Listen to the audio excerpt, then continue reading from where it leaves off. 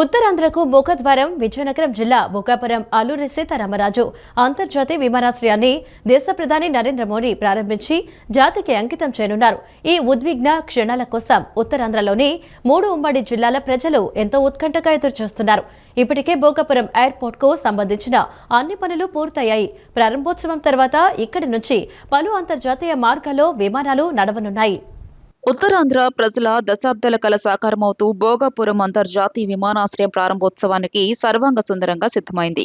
August 1వ తేదీన ప్రధాని నరేంద్ర మోదీ చేతుల మీదుగా అల్లూరి సీతారామరాజు అంతర్జాతీయ విమానాశ్రయం జాతికి అంకితం కానుంది. దేశంలోని అత్యంత వేగంగా రికార్డు స్థాయిలో కేవలం 31 నెలల్లోనే ఈ గ్రీన్ ఫీల్డ్ విమానాశ్రయ నిర్మాణాన్ని పూర్తి చేసి కూటమి ప్రభుత్వం సరికొత్త చరిత్ర సృష్టించింది. ఉత్తరాంధ్ర ప్రగతికి ఈ విమానాశ్రయం సరికొత్త గ్రోత్ ఇంజిన్ గా మారనుంది. భోగాపురం అంతర్జాతీయ విమానాశ్రయం ప్రారంభోత్సవాన్ని కూటమి ప్రభుత్వం అత్యంత ప్రతిష్టాత్మకంగా తీసుకుంది. గత ప్రభుత్వాల హయాంలో ఆలస్యమైన ఈ ప్రాజెక్టును 2024లో అధికారంలోకి రాగానే ముఖ్యమంత్రి చంద్రబాబు ప్రత్యేక శ్రద్ధతో పరుగులు పెట్టించారు. మొదట నిర్ణయించిన గడువు కంటే దాదాపు 5 నెలల ముందే పనులు పూర్తి చేసి రికార్డు సమయంలో వాణిజ్య కార్యకలాపాలకు సిద్ధం చేయడం విశేషం. ఈ అద్భుత మైలురాయిని జరుపుకునేందుకు వీలుగా ప్రధానమంత్రి పర్యటన కోసం అధికారులు అన్ని రకాల ఏర్పాట్లు చేస్తున్నారు. ఉత్తరాంధ్ర ప్రాంతాన్ని అంతర్జాతీయ స్థాయికి చేర్చే ఈ చారిత్రాత్మక ఘట్టం కోసం యావత్ రాష్ట్రం ఆసక్తిగా ఎదురుచూస్తోంది. ఈ విమానాశ్రయ నిర్మాణంలో రాష్ట్ర ప్రభుత్వం కీలకమైన భాగస్వామ్య పాత్ర పోషించింది. మౌలిక వసతుల కల్పన, భూసేకరణ కోసం 1582 కోట్ల 97 లక్షల రూపాయలను స్వయంగా వెచ్చించింది. ఇందులో భూసేకరణకే అత్యధికంగా 944.40 కోట్ల రూపాయలు కేటాయించగా అప్రోచ్ రోడ్లు, కనెక్టివిటీ రహదారుల కోసం మరో 300 కోట్లకు పైగా ఖర్చు చేశారు. విద్యుత్ సరఫరా కోసం 97 కోట్లు, తాగునీటి ప్రాజెక్టుల కోసం 75 కోట్లు కేటాయించి పనులను యుద్ధ ప్రాతిపదికన పూర్తి చేయించారు.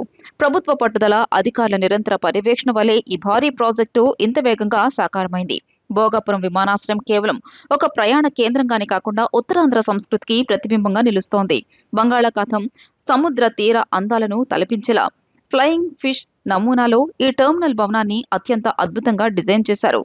టెర్మినల్ పైకప్పు, సీలింగ్ డిజైన్లో ఆంధ్రప్రదేశ్ సంప్రదాయ కళా పద్ధతులను అద్భుతంగా మేళవించారు. ఆధునిక ఆర్కిటెక్చర్తో పాటు స్థానిక సాంస్కృతిక వారసత్వాన్ని అంతర్జాతీయ ప్రయాణికులకు పరిచయం చేసేలా దీనికి రూపకల్పన చేశారు. మన్యం వీరుడు అల్లూరి సీతారామరాజు పోరాట స్ఫూర్తిని చాటేలా ఆయన విగ్రహాన్ని, ప్రతిరూపాన్ని ఇక్కడ ప్రత్యేకంగా ఏర్పాటు చేస్తున్నారు. మిషన్ శక్తి శాట్ కు ఎంపికైన ఆంధ్రప్రదేశ్ విద్యార్థిని కందుల జెస్సీ సోమవారం మంత్రి నారా లోకేష్ ను కలిశారు. మంత్రి నారా లోకేష్ జెస్సీని అభినందించారు. జెస్సీకి అన్ని విధాల మద్దతుగా ఉంటామని మంత్రి హామీ ఇచ్చారు. ఏపీలో స్పేస్ సిటీ క్లస్టర్ అభివృద్ధి చేస్తున్నామని ఆయన తెలిపారు. అంతరిక్ష రంగంలో యువతకు విస్తృత అవకాశాలు ఉన్నాయని అన్నారు. ప్రభుత్వ పాఠశాలలో చదువుతూ అసాధారణ ప్రతిభతో ప్రపంచ వేదికపైకి అడుగుపెట్టిన ఆంధ్రప్రదేశ్ విద్యార్థినికి రాష్ట్ర ప్రభుత్వం అండగా నిలిచింది. ప్రపంచంలోనే తొలి all girls global lunar cube sat mission Shakti sat కు ఎంపికైన తూర్పుగోదావరి జిల్లా ధవళేశ్వరం విద్యార్థిని కందుల జెస్సీ ఉండవల్లిలో రాష్ట్ర ఐటీ విద్యాశాఖ మంత్రి నారా లోకేష్ ను కలిసింది. ఈ సందర్భంగా జెస్సీని ప్రత్యేకంగా అభినందించిన మంత్రి ఆమె భవిష్యత్తు ప్రయత్నాలకు ప్రభుత్వం అన్ని విధాలుగా మద్దతుగా నిలుస్తోందని భరోసా ఇచ్చారు. జెస్సీ సాధించిన విజయంపై మంత్రి నారా లోకేష్ హర్షం వ్యక్తం చేశారు. ప్రభుత్వ పాఠశాలలో చదువుతూ అంతర్జాతీయ స్థాయికి ఎదగడం రాష్ట్రానికి గర్వకారణమని కొనియాడారు. రాష్ట్రంలో ప్రభుత్వం అభివృద్ధి చేస్తున్న 22 క్లస్టర్లలో స్పేస్ సిటీ క్లస్టర్ కూడా ఉందని, అంతరిక్ష రంగంలో యువతకు అపార అవకాశాలు ఉన్నాయని ఆయన వివరించారు. అనంతరం మంత్రి మిషన్ శక్తి చాట్ పోస్టర్ను ఆవిష్కరించి జెస్సీకి శుభాకాంక్షలు తెలియజేశారు. ఈ కార్యక్రమంలో mission Shakti sat director, space kids India CEO doctor Shrimati Kesan, Samskara foundation అధ్యక్షురాలు డాక్టర్ జ్యోత్స్న తిరునగరి, పాఠశాల ఉపాధ్యాయురాలు కె మణిమాల తదితరులు పాల్గొన్నారు. ధవళేశ్వరం జిల్లా పరిషత్ ఉన్నత పాఠశాలలో 10వ తరగతి చదువుతున్న కందుల జెస్సీ మిషన్ శక్తి షాట్ కు భారత్ నుంచి ఎంపికైన 20 మంది బాలికల్లో ఒకరిగా నిలిచింది. ఈ ఘనత సాధించిన ఏకైక ఆంధ్రప్రదేశ్ విద్యార్థినిగా ఆమె రికార్డు సృష్టించింది. తన పాఠశాలలోని అటల్ టింకరింగ్ ల్యాబ్స్ లో చేసిన ప్రయోగాలే తనకు అంతరిక్ష విజ్ఞానంపై ఆసక్తిని పెంచాయని జెస్సీ మంత్రికి వివరించింది. 7వ తరగతి నుంచే స్పేస్ సైన్స్ పట్ల ఆకర్షితురాలయ్యాయని, మిషన్ శక్తి చాట్లో భాగంగా 21 మాడ్యూల్స్ లో 550 సెషన్ల శిక్షణ తీసుకున్నానని తెలిపింది. భవిష్యత్తులో ఏరోనాటికల్ ఇంజనీర్ గా స్థిరపడడమే తన లక్ష్యమని ఆమె పేర్కొంది. విజయవాడ ఇంద్రకీలాద్రిపై శాకంబరీదేవి ఉత్సవాల సంబరం అంబరాన్ని తాకింది. శాకంబరి నమోస్తుతే అంటూ భక్తులు జగన్మాతను స్మరించుకుంటున్నారు. దుర్గమ్మ ప్రధాన ఆలయంతో పాటు ఇతర ఆలయాలను కాయగూరలతో అలంకరించారు. దుర్గగుడి అంతరాలయ ప్రాంగణాన్ని హరితమయం చేశారు. బుధవారం ఉదయం 9:30 గంటలకు నిర్వహించే పూర్ణాహుతితో శాకంబరి ఉత్సవాలు పరిసమాప్తం కానున్నాయి. ఇంద్రకీలాద్రిపై కొలువుదీరిన కనకదుర్గ అమ్మవారి ఆలయంలో రెండో రోజు శాకంబరీదేవి ఉత్సవాలు ఘనంగా జరుగుతున్నాయి. రెండవ రోజు అమ్మవారు శాకంబరీదేవిగా భక్తులకు దర్శనమిస్తారు. ఇక రేపటితో ఈ శాకంబరి మహోత్సవాలు ముగియనున్నాయి. శాకంబరీదేవి రూపంలో దర్శనమిస్తున్న దుర్గమ్మకు కూరగాయలతో విశేష అలంకారం చేశారు. ఇక అమ్మవారికి విరాళంగా కూరగాయలను సమర్పిస్తున్నారు భక్తులు. హరిత వర్ణంలో ఇంద్రకీలాద్రి శోభిల్లుతోంది. ఆంధ్రప్రదేశ్, తెలంగాణ, కర్ణాటక, తమిళనాడుతో పాటు దేశంలోని పలు ప్రాంతాల నుండి పెద్ద సంఖ్యలో భక్తులు తరలివస్తున్నారు. మొదటి రోజున ఆలయ అలంకరణ, కదంబం ప్రసాదం తయారీ నిమిత్తం సుమారు 50 టన్నుల కూరగాయలు వినియోగించారు. ప్రధాన ఆలయంలో శ్రీ కనకదుర్గ అమ్మవారు మహామండపంలో ఉత్సవమూర్తి, ఉపాలయాల్లో దేవతామూర్తులంతా హరితవర్ణంతో విరాజిల్లుతున్నారు. ఇక భక్తుల రద్దీ దృష్ట్యా ఉదయం 10 నుండి మధ్యాహ్నం 2 వరకు ప్రత్యేక అంతరాలయ దర్శనం రద్దు చేశారు అధికారులు. ఉదయం 8 గంటలకు సప్తశతి పారాయణం, మహావిద్యా పారాయణం మరియు హోమాలు నిర్వహించనున్నారు. సాయంత్రం 5కి మూల మంత్రాహవనములు, మండప పూజ, హారతి, మంత్రపుష్పం, ప్రసాద వితరణ జరగనుంది. ఆషాఢసారి సమర్పణ బృందాలు శాకంబరీదేవి దర్శనం కొరకు వచ్చే భక్తులకు ఇబ్బంది లేకుండా ముందస్తు ఏర్పాట్లు చేశారు అధికారులు. కామన్వెల్త్ గేమ్స్ 2026లో రజత పథకం సాధించిన వల్లూరి అజయ్ బాబుకు డిప్యూటీ సీఎం పవన్ కళ్యాణ్ అభినందనలు తెలియజేశారు. సామాజిక మాధ్యమం ఎక్స్ వేదికగా స్పందిస్తూ గ్లాస్గోలో పురుషుల 79 కిలోల వెయిట్ లిఫ్టింగ్ లో సిల్వర్ మెడల్ సాధించి భారతదేశానికి మరో కీర్తిని తెచ్చిపెట్టిన అజయ్ బాబుకు హృదయపూర్వక అభినందనలు తెలిపారు. స్వర్ణ పథకాన్ని అత్యంత స్వల్ప తేడాతో చేజార్చుకున్న ఛాంపియన్ గా నిలిచావని కొనియాడారు. అజయ్ బాబు ప్రదర్శన ధైర్యం, పట్టుదల, క్రమశిక్షణకు నిదర్శనమన్నారు. ఈ గురు పౌర్ణమి నుంచి వచ్చే ఏడాది ఫిబ్రవరిలో సంత రవిదాస్ జయంతి వరకు బీజేపీ ఆధ్వర్యంలో రాష్ట్ర వ్యాప్తంగా కలశ యాత్రలు, సామాజిక సమరసత సమావేశాలు, పుస్తకావిష్కరణలు, లఘు చిత్రాల ప్రదర్శనలు, గ్రామస్థాయి చైతన్య కార్యక్రమాలు నిర్వహించనున్నారు. బీజేపీ రాష్ట్ర కార్యాలయంలో నిన్న నిర్వహించిన కార్యశాలలో ఈ నిర్ణయాలు తీసుకున్నారు. కార్యక్రమంలో బీజేపీ రాష్ట్ర అధ్యక్షుడు మాధవ్, సంస్థాగత ప్రధాన కార్యదర్శి మధుకర్, జాతీయ కార్యదర్శి కుమార్ పాల్గొన్నారు. బ్రాహ్మణ వ్యక్తికి నేను గంగా నది నా స్థానానికి వెళ్తున్నాను, నువ్వు కూడా నాతో స్థానానికి వస్తున్నావు అంటే నేను గంగమ్మని ఆల్రెడీ మా ఇంట్లోనే దర్శించుకున్నానని చెప్పాడు రవిదాస్. అయితే గంగా నదికి వెళ్తున్నా ఏమిస్తావు నేను పోతున్నా అంటే అప్పుడు ఆ కోడి ముక్క తీసిస్తాను, ఇది తీసుకెళ్లి నా పేరుతో గంగా నదిలో వేయండి. అతను గంగలో వేస్తే బంగారు కడియం వచ్చింది, ఇది తీసుకెళ్లి రవిదాస్కి ఏమని చెప్పారు గంగమ్మ. అతనికి దుర్బుద్ధి కలిగింది, ఇది అతనికి ఇస్తే ఏం ఉపయోగము, ఇది రాజుగారికి ఇచ్చినట్లయితే నాకు గౌరవము, గుర్తింపు లభిస్తుంది అని చెప్పేసి తీసుకెళ్లి రాజుగారికి ఇస్తాను. ఆ రాజుగారి భార్య కడియం చూసిన తర్వాత ఇది చాలా బాగుంది, నాకు ఇలాంటి ఇంకో కడియం కావాలి అని చెప్పి ఒక చేతికి వేసుకొని ఇంకో చేయి కావాలి. కాబట్టి దాన్ని అనేక మంది స్వర్ణకారులను పిలిచినప్పటికీ మేము ఎవరూ తయారు చేయలేమని చెప్పారు. రవిదాసు ద్వారా ఇది వచ్చిందని తెలిసి రవిదాస్ ఇంటికి వెళ్ళి మళ్ళీ అడుగుతాడు, నా భార్య మంచాన పడింది, దిగులుతో ఉంది, చావు బతుకు మధ్యలో పోరాడుతుంది, ఆమె చివరి కోరిక తీర్చాలి. కాబట్టి రవిదాసుని వేడుకుంటే రవిదాసు మళ్ళీ ఇంట్లో ఉండే నీళ్ళ తొట్టిలో చేయి పెట్టి ఇలా అనే చెప్పగానే బంగారు కడియం బయటకు వస్తుంది. అది తీసుకెళ్లి తన భార్యకి ఇస్తాడు. రాష్ట్రంలో వైసీపీ చేస్తున్న డీఎస్సీ ఆందోళనల వెనుక రాజకీయ దురుద్దేశాలున్నాయని శాప్ చైర్మన్ రవి నాయుడు తీవ్రస్థాయిలో ధ్వజమెత్తారు. గత ప్రభుత్వ హయాంలో నిరుద్యోగులకు ఇచ్చిన హామీలను విస్మరించిన నాయకులు ఇప్పుడు డీఎస్సీ అభ్యర్థుల పేరిట రాష్ట్ర వ్యాప్తంగా ర్యాలీలు నిర్వహించడం హాస్యాస్పదమన్నారు.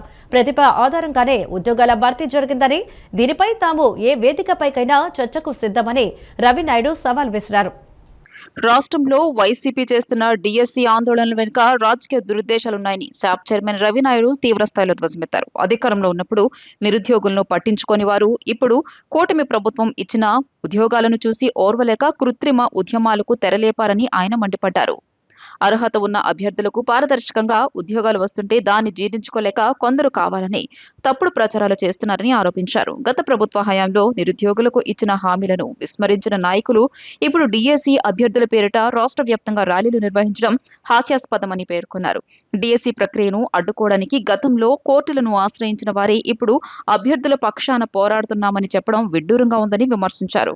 నిరుద్యోగులు, విద్యార్థులు ఇలాంటి ఫేక్ ఉద్యమాలను నమ్మవద్దని, ప్రభుత్వం ఎల్లప్పుడూ యువతకు అండగా ఉంటుందని స్పష్టం చేశారు.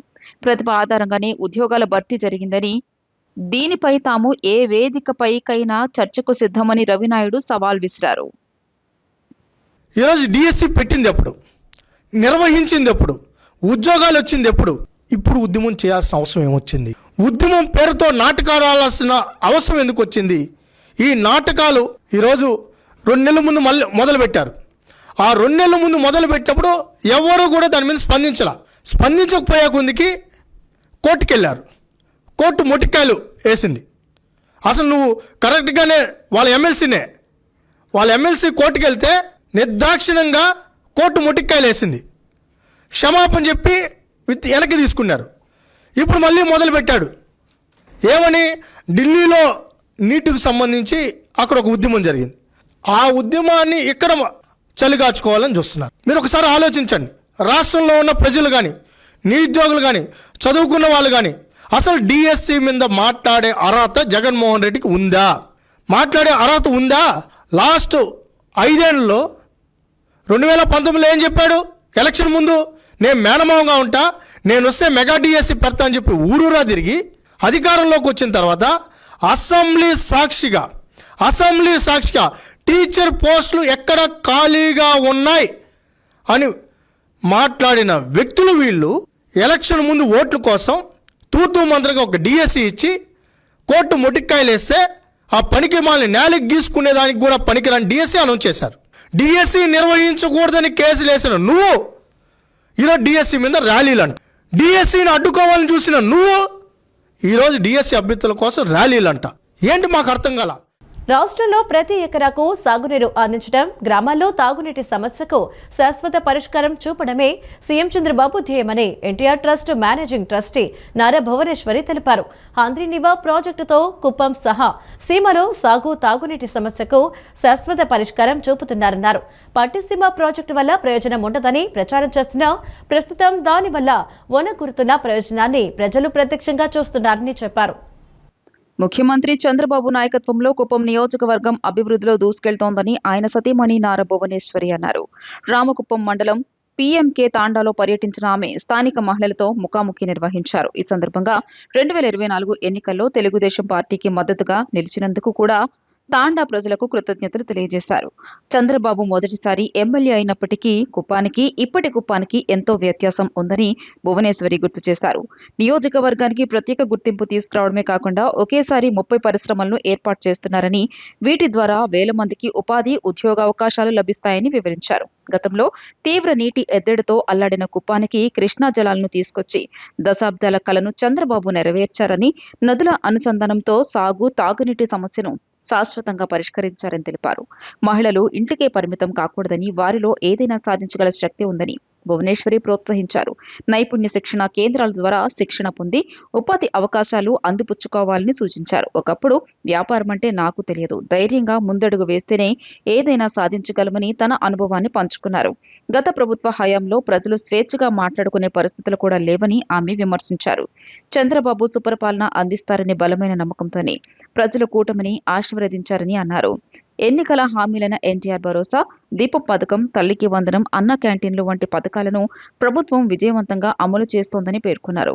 పీఎంకే తాండాలో 75 లక్షల రూపాయలతో సీసీ రోడ్లు, 30 లక్షల రూపాయలతో రహదారుల నిర్మాణం చేపట్టామని, కమ్యూనిటీ భవనంతో పాటు గోకులం షెడ్లకు, ఓం శక్తి దేవాలయ అభివృద్ధికి నిధులు మంజూరు చేసినట్లు భువనేశ్వరి వివరించారు. యావత్ భారతదేశం ఇలినో ఎదుర్కొంటాంది. దాని ద్వారా మనకి వర్షాలు ఈ సంవత్సరం ఎంతవరకు పడుతుందో మనందరికీ తెలియదు. మనం ఒట్టి వరుణ దేవుణ్ణి మనం ప్రార్థిద్దాం, ఆయన కనుకరించాలని నేను కోరుకుంటున్నాను. 455 మందికి 68,25,000 రూపాయలు ఖర్చు అవుతుంది. అట్లానే పెన్షన్ ద్వారా 493 మందికి పెన్షన్ను లబ్ధి పొంది దీని ద్వారా 21,70,000 రూపాయలు ఇవ్వడం జరుగుతుంది. అట్లానే అన్నదాత సుఖీభవ గురించి ఆ స్కీమ్ దగ్గర 493 మంది ఇవ్వటం జరుగుతుంది. ఇక్కడితోనే ఆగదు. మన ప్రభుత్వం ఏదో ఇచ్చేసాం గ్రామంతో మన పని అయిపోయిందని ఎప్పుడు అనుకోదు. చంద్రబాబు నాయుడు ఏది అనుకున్నా తప్పకుండా అది గ్రామం వరకు అందేలాగా చూస్తారు. అట్లానే మార్కెట్ యార్డ్స్ కానీ మీ రోడ్ల మీద లైట్లు కానీ కొన్ని మిస్ అయి ఉండొచ్చు. తప్పకుండా అది కూడా నేను కలెక్టర్ గారికి చెప్తాను. చిన్న చిన్న రోడ్లకి 1-2 ఇళ్ళకి లైట్లు కూడా లేకుండా ఉన్నాయి. అది కూడా నాకు తెలుసు. నేను ఒకసారి కలెక్టర్ గారికి అది గుర్తు చేస్తాను. ఇంద్రకీలాద్రిపై వేద విద్యార్థుల కోసం వేద దివ్య దర్శనం పాలసీని అమల్లోకి తీసుకువచ్చిన ఈవో సీనా నాయక్ పోరంకి వేద పాఠశాల విద్యార్థులకు ప్రతి పండుగ పౌర్ణమి అమావాస్య రోజుల్లో దుర్గమ్మ ప్రత్యేక దర్శనం కల్పించేలా ఈ చారిత్రాత్మక నిర్ణయం తీసుకున్నారు. ప్రస్తుతం జరుగుతున్న శాకంబరి ఉత్సవాల వేళ మంగళవారం అమల్లోకి వచ్చిన ఈ సరికొత్త విధానం ద్వారా తొలి ఏకాదశి సందర్భంగా సంతకం చేసిన ఫైల్ ప్రకారం విద్యార్థులు ఇప్పటికే అమ్మవారిని ప్రత్యేక మార్గంలో దర్శించుకున్నారు. సనాతన ధర్మ పరిరక్షణ కోసం వేదాలను అభ్యసిస్తున్న బాలలను గౌరవిస్తూ కల్పించిన ఈ సౌకర్యంపై వైదిక కమిటీ అర్చకులు భక్తులు సర్వత్రా హర్షాతిరేకాలు వ్యక్తం చేస్తున్నారు. ఇంద్రకీలాద్రిపై వేద విద్యార్థుల కోసం వేద దివ్య దర్శనం పాలసీని అమల్లోకి తీసుకువచ్చిన ఈవో సీనా నాయక్ పోరంకి వేద పాఠశాల విద్యార్థులకు ప్రతి పండుగ పౌర్ణమి అమావాస్య రోజుల్లో దుర్గమ్మ ప్రత్యేక దర్శనం కల్పించేలా ఈ చారిత్రాత్మక నిర్ణయం తీసుకున్నారు. దేవస్థాన చరిత్రలో ఎన్నడూ లేని విధంగా సనాతన ధర్మానికి మూల స్తంభాలైన వేదాలను అభ్యసిస్తున్న బాలలను ప్రోత్సహించేందుకు ఈ నూతన విధానాన్ని ప్రవేశపెట్టారు. ఇటీవల అత్యంత వైభవంగా ముగిసిన తొలి ఏకాదశి పర్వదినం నాడే ఈ కీలకమైన పాలసీ ఫైలుపై సీనా నాయక్ సంతకం చేయగా ప్రస్తుతం ఇంద్రకీలాద్రిపై అత్యంత వైభవంగా జరుగుతున్న పవిత్ర శాకంబరి ఉత్సవాల వేళ ఈ సరికొత్త విధానం మంగళవారం విజయవంతంగా అమల్లోకి వచ్చింది. ఈ ప్రత్యేక మార్గం ద్వారా ఎలాంటి ఇబ్బందులు లేకుండా విద్యార్థులు ఇప్పటికే అమ్మవారిని దివ్య దర్శనం చేసుకున్నారు. బాలల వయస్సులోనే వారిలో ఆధ్యాత్మిక చైతన్యాన్ని పెంపొందించే ఈ అపూర్వ నిర్ణయం పట్ల వైదిక కమిటీ సభ్యులు, అర్చకులు, మేధావులు మరియు భక్తజనుల నుంచి విశేష స్పందన లభిస్తుండగా అన్ని వర్గాల ప్రజలు ఈ చారిత్రాత్మక నిర్ణయాన్ని ముక్తకంఠంతో అభినందిస్తున్నారు. నీట్ పరీక్షల నిర్వహణలో పూర్తిగా విఫలమైన ఎన్టీఏను రద్దు చేసి ఉన్నత విద్యా ప్రవేశ పరీక్షల బాధ్యతలను రాష్ట్ర ప్రభుత్వాలకు అప్పగించాలని సిపిఐ జాతీయ కార్యవర్గ సభ్యురాలు అక్కినేని వనజ కేంద్ర ప్రభుత్వాన్ని డిమాండ్ చేశారు. పేపర్ లీకేజీలు, మూల్యాంకన లోపాలతో లక్షలాది మంది విద్యార్థుల భవిష్యత్తుతో చెలగాటమాడుతున్నారని ఆరోపించారు. కేంద్రం అనుసరిస్తున్న విధానాల వల్ల తీవ్ర మనస్తాపంతో విద్యార్థులు బలవన్మరణాలకు పాల్పడటం బాధాకరమన్నారు. నీట్ పరీక్షల నిర్వహణలో పూర్తిగా విఫలమైన ఎన్టీఏను రద్దు చేసి ఉన్నత విద్యా ప్రవేశ పరీక్షల బాధ్యతలను రాష్ట్ర ప్రభుత్వాలకు అప్పగించాలని సిపిఐ జాతీయ కార్యవర్గ సభ్యురాలు అక్కినేని వనజ కేంద్ర ప్రభుత్వాన్ని డిమాండ్ చేశారు. విజయవాడ తుమ్మలపల్లి క్షేత్రం వద్ద అంబేద్కర్ విగ్రహం ఎదుట నీట్ పేపర్ లీకేజీ కారణంగా ఆత్మహత్య చేసుకున్న 21 మంది విద్యార్థులకు సిపిఐ నగర సమితి ఆధ్వర్యంలో నివాళులు అర్పించారు. నగర కార్యదర్శి జి కోటేశ్వరరావు అధ్యక్షతన జరిగిన ఈ కార్యక్రమంలో వనజ మాట్లాడుతూ ఉమ్మడి జాబితాలోని విద్యారంగాన్ని కేంద్రం తన గుప్పెటలోకి తీసుకుని ఎలాంటి అనుభవం లేని ఎన్టీఏకు పరీక్ష నిర్వహణ బాధ్యతలు అప్పగించడం వల్లనే ఈ సంక్షోభం తలెత్తిందన్నారు. పేపర్ లీకేజీలు, మూల్యాంకన లోపాలతో లక్షలాది మంది విద్యార్థుల భవిష్యత్తులతో చెలగాటమాడుతున్నారని ఆరోపించారు. కేంద్రం అనుసరిస్తున్న విధానాల వల్ల తీవ్ర మనస్తాపంతో విద్యార్థులు బలవన్మరణాలకు పాల్పడడం బాధాకరమని పేర్కొంటూ భవిష్యత్తులో ఇలాంటి ఘటనలు పునరావృతం కాకుండా తగిన చర్యలు తీసుకోవాలని కోరారు. ఈ కార్యక్రమంలో సిపిఐ జిల్లా కార్యదర్శి దోనిపూడి శంకర్ తదితరులు పాల్గొని ఎన్టీఏ రద్దును పునరుద్ఘాటించారు. విద్యార్థులు వెనకమాలు ఉన్నటువంటి ఒక తల్లి, తండ్రి, అక్క, తమ్ముడు, చెల్లెలు కుటుంబాలు యావత్తు కూడా రోడ్డు మీదకి వచ్చి ఇది మన పిల్లల కోసం జరిగేటువంటి ఉద్యమం అని చెప్పి పెద్ద ఎత్తున చేసేటువంటి ఫలితంగా చివరికి మౌనముని దిగిరాక తప్పల ఇవాళ భీష్మించుకు కూర్చున్నటువంటి బీజేపీని ధర్మేంద్ర ప్రధాని రాజీనామా చేసేటువంటి ఘనత విద్యార్థి లోకానిది. వారికి మద్దతుగా చేస్తున్నటువంటి అన్ని రాజకీయ పార్టీలు, ముఖ్యంగా కమ్యూనిస్ట్ పార్టీ తొలి నుంచి కూడా సిజేపీ ఆందోళనకి, కాక్రోచ్ జనతా పార్టీ ఆందోళనకి, నీట్ పరీక్షల లీకుని ప్రధాన కారకుడైనటువంటి ధర్మేంద్ర ప్రధాన్ రాజీనామా చేయాలనేటువంటి నినాదంతో వాళ్ళకి మద్దతు ఇచ్చాం. నైతికంగా మద్దతు ఇవ్వడం జరిగింది, ప్రత్యక్షంగా వారి ఆందోళనలో పాల్గొనడం జరిగింది భారత కమ్యూనిస్ట్ పార్టీ. అందువల్ల ఇవాళ మోడీ ప్రభుత్వం వాంగ్ చుక్కుకి ఏం వాగ్దానం చేశారో తెలియదు. విద్యార్థులతో మాత్రం ఖచ్చితంగా వాళ్ళకి ఎన్టీఏని రద్దు చేస్తామని చెప్పేసి హామీ ఇచ్చారు. అలాగే లాఠీ చార్జీకి గురైనటువంటి విద్యార్థుల సంఘటన న్యాయ విచారణ జరిపించాలి. ఈరోజు విద్యార్థుల్లో ఉన్నటువంటి అశాస్త్రీయమైనటువంటి భావాల్ని పెంచి పోషిస్తూ ఒక పక్కన మన శాస్త్రీయ విధానానికి గండి కొడుతూ ఈ అశాస్త్రీయ విధానంతో ముందుకు సాగుతూ మూఢాచారాలు మూఢ విశ్వాసాలు మనువాద ధోరణులతోటి కూడినటువంటి విద్యా సంస్కరణలు న్యూ ఎడ్యుకేషన్ పాలసీ ద్వారా తీసుకొచ్చినటువంటి ఈ విద్యా సంస్కరణల మీద కూడా విద్యార్థుల్లో తీవ్రమైనటువంటి అసంతృప్తి ఉంది. ఇవన్నీ కూడా పెళ్ళుబుకి ఈ రోజున కాక్రోచ్ ఉద్యమం అనేది ప్రారంభమైంది. ఈ కాక్రోచ్ ఉద్యమం ఈ దేశంలో చాలా ప్రస్ఫుటంగా కనిపిస్తూ ఉంది. విద్యార్థి యువతలో ఉన్నటువంటి అసంతృప్తి, ఈ అసంతృప్తిని సరైనటువంటి గాడిలో పెట్టాల్సినటువంటి బాధ్యత ఈ దేశంలో ఉన్నటువంటి రాజకీయ వ్యవస్థ మీద ఉంది. విశ్వగురు అని చెప్పుకునేటువంటి నరేంద్ర మోడీ ఈరోజు ఆ విద్యార్థుల ఉద్యమానికి తలవొగ్గి ఈరోజున ఏదైతే రైతు ఉద్యమానికి తలవొగ్గి ఆ చట్టాలను వెనక్కి తీసుకున్నాడో ఆ రకంగా ఈరోజు విద్యార్థి ఉద్యమానికి కూడా తలవొగ్గి వాళ్ళ సమస్యలు పరిష్కరించడానికి ముందుకొచ్చారు. విద్యార్థులు సక్రమైనటువంటి విద్యా వ్యవస్థని సక్రమైనటువంటి పరీక్షల విధానాన్ని కొనసాగించాలంటే ఎన్టీఏని రద్దు చేయాలి. ఆయా రాష్ట్రాల్లో రాష్ట్ర ప్రభుత్వాలకి అధికారం ఇచ్చి పరీక్షలు నిర్వహించుకునేటటువంటి విధానాన్ని కొనసాగించాలి. అదే పద్ధతిలో ₹1,00,00,000 చనిపోయినటువంటి వారందరికీ కూడా ₹1,00,00,000 ఎక్స్గ్రేషియా ఇవ్వాల్సినటువంటి అవసరం ఉందని చెప్పి విద్యార్థి లోకమంతా కూడా విజృంభించారు. దానికి అనుగుణంగానే ప్రభుత్వం కూడా వారికి హామీ ఇచ్చి రేపు మంగళవారం నాడు లిఖితపూర్వకంగా ఇస్తామని చెప్పి అన్నారు. కాబట్టి ఆ వైపుగా ₹1,00,00,000 నష్టపరిహారం ఇవ్వాలి. ఢిల్లీ వేదికగా 2010లో జరిగిన కామన్వెల్త్ గేమ్స్ లో తండ్రి కాంస్య పథకంతో దేశ కీర్తినిపించితే సరిగ్గా 16 ఏళ్ల తర్వాత అదే కామన్వెల్త్ వేదికపై తనయుడు రజత పథకంతో సంచలనం సృష్టించాడు. పురుషుల 79 కేజీల వెయిట్ లిఫ్టింగ్ విభాగంలో ఏపీలోని విజయనగరం జిల్లాకు చెందిన 21 ఏళ్ల వల్లూరి అజయ్ బాబు రజత పథకాన్ని కైవసం చేసుకున్నాడు. కామన్వెల్త్ గేమ్స్ 2026లో ప్రస్తుతం భారత్కు వెయిట్ లిఫ్టింగ్ లో ఇది 6వ పథకం రావడం విశేషం. గ్లాస్గో కామన్వెల్త్ క్రీడల వేదికగా ఆంధ్రప్రదేశ్ ముద్దుబిడ్డ యువ కెరటం వల్లూరి అజయ్ బాబు వెయిట్ లిఫ్టింగ్ లో రజత పథకాన్ని ముద్దడాడు.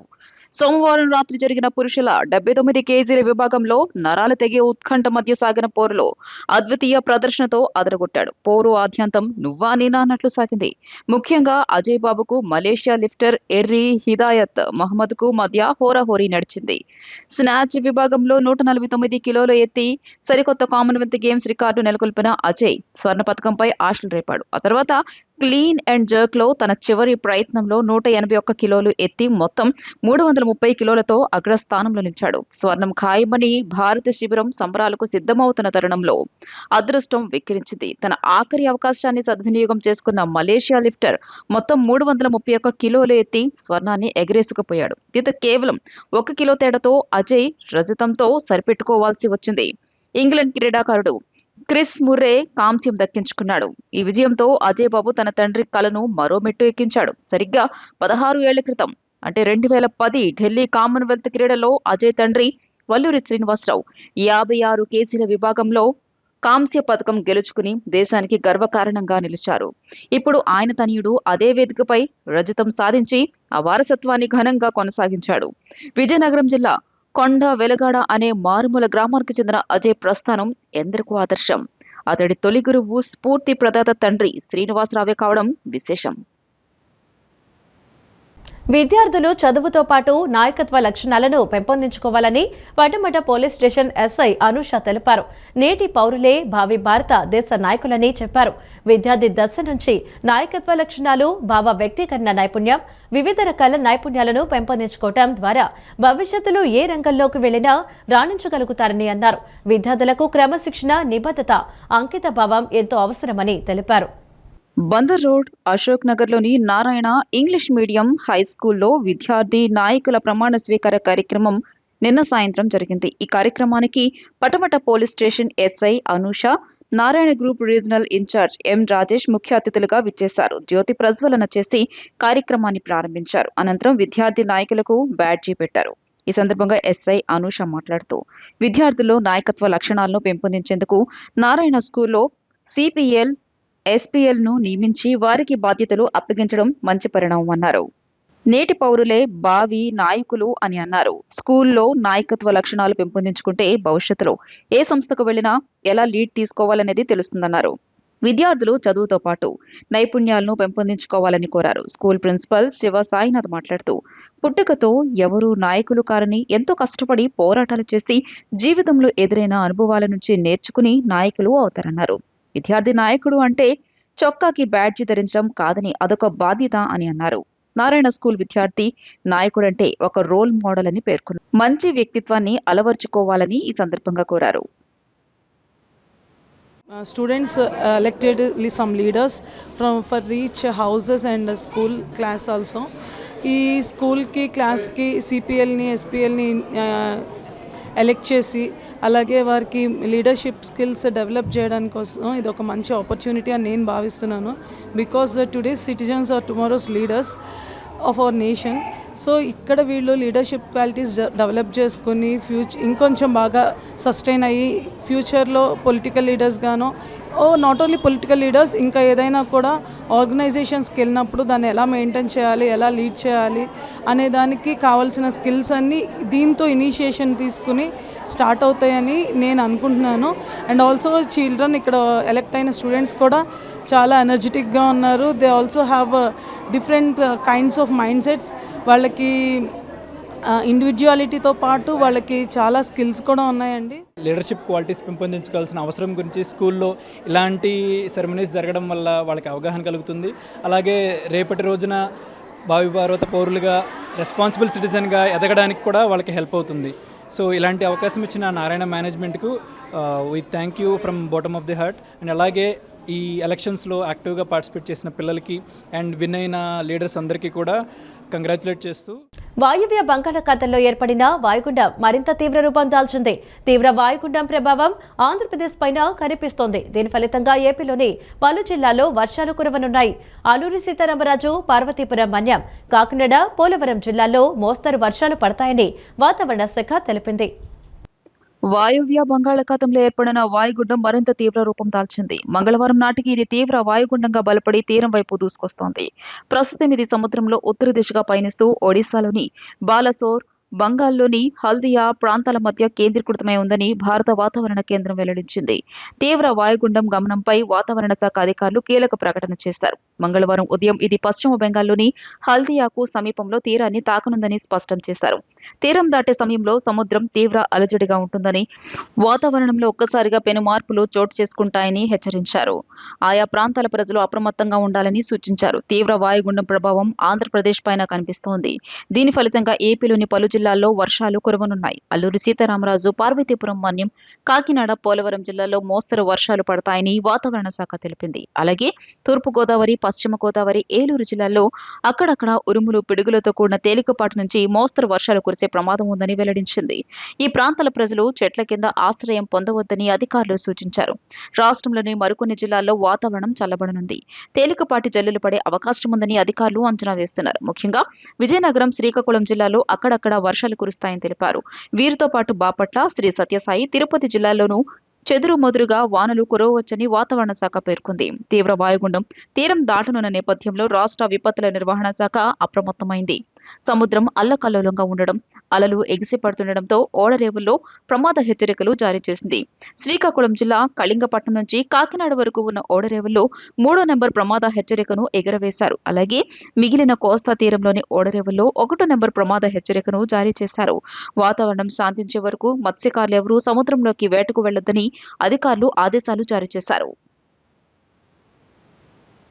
ఈ వార్తలు ఇంతటితో సమాప్తం. నమస్కారం.